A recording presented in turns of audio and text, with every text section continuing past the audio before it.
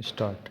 सभापति जी, मैं बजट की मांगों का समर्थन करने के लिए खड़ा हुआ हूँ। विराम।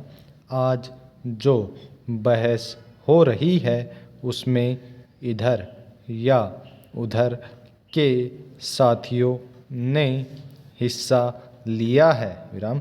सबने एक स्वर से रेलवे मंत्रालय के इस बजट का समर्थन किया है और रेलवे मंत्री और उनके साथियों को धन्यवाद दिया है। विराम।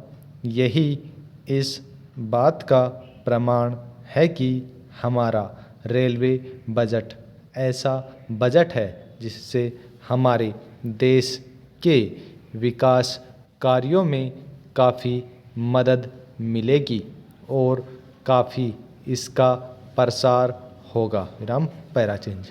रेलवे बोर्ड के बारे में मांगों की जो सबसे पहले मद रखी गई है उसके बारे में मैं कुछ कहना चाहता हूँ। विराम।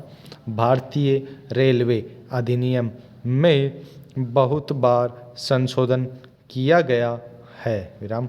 अगर सही तरीके से देखा जाए तो यह बात साफ नहीं हो पाती कि इसमें रेल मंत्री, रेल मंत्रालय और रेलवे बोर्ड के अध्यक्ष की क्या क्या शक्तियां हैं। प्रश्नवाचक।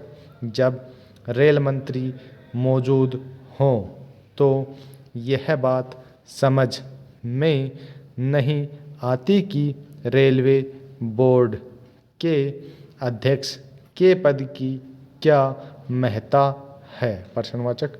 मैं ऐसा समझता हूँ कि यह बहुत ही पुराना अंग्रेज़ों के समय का बनाया हुआ कानून है जिसमें सुविधा के अनुसार संशोधन हो चुके हैं और अभी भी इसमें काफ़ी संशोधन की गुंजाइश है। विराम। मैं मंत्री महोदय से निवेदन करता हूँ कि भारतीय रेलवे अधिनियम की सारी धाराओं पर पूरे तरीके से विचार होना चाहिए जिससे कि इसको मजबूत बनाया जाए। विराम। प्रशासन और वित्तीय दृष्टि से इसको मजबूत बनाएं। इसमें ऐसा परिवर्तन लाएं जिससे रेलवे का काम सुचारू रूप से चल सके और सहयोग की भावना से सारे विभाग में काम हो सके। विराम।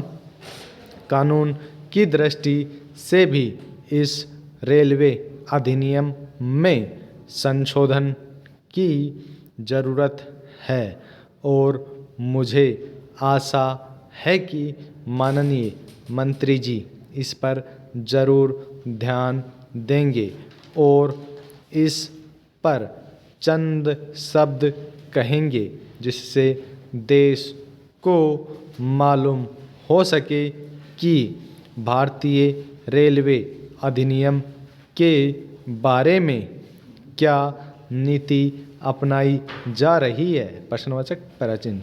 सारे देश में रेलवे में किराया नहीं बढ़ाया गया है। विराम।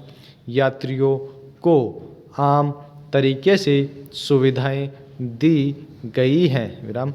जिस तरह से रेलवे के अंदर अनुशासन लाने के लिए उन्होंने प्रयत्न किया है उसका बहुत महत्व है।